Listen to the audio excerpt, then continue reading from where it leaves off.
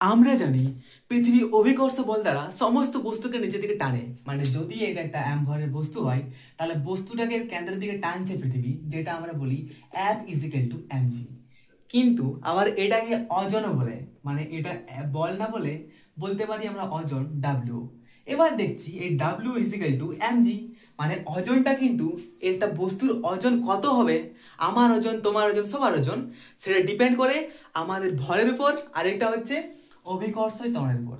কিন্তু যদি আমরা এই ভরটাকে স্থির রাখি, মানে ধ্রুবক রাখি, তাহলে আমাদের এই ওয়েটটা, ওজনটা পুরোপুরি ডিপেন্ড করছে এই অভিকর্ষই ত্বরণের উপর। ওকে, কিন্তু আমরা এটাও জানি যখন একটা বস্তু ঘোরে তখন ওই বস্তুটা বাইরের দিকে, যখন একটা বস্তু ঘোরে তখন বস্তুটা বাইরের দিকে ছিটকে যেতে চেষ্টা করে, যেটা আমরা বলি অপকেন্দ্র বল বা সেন্ট্রিফিউগাল ফোর্স।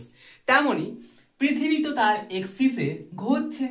এবার পৃথিবী যখন ঘুরছে তাহলে এই যে বস্তুটা রাখা আছে, অফকোর্স এই বস্তুটা যেখানেই যেখানে বস্তু আছে পৃথিবীর সব বস্তুগুলো বাইরের দিকে ছিটকে যাওয়ার চেষ্টা করছে, একটা উল্টো দিকে একটা বল অনুভব করছে, যেটা হচ্ছে আমাদের সেন্ট্রিফিউগাল ফোর্স বা অপকেন্দ্র বল।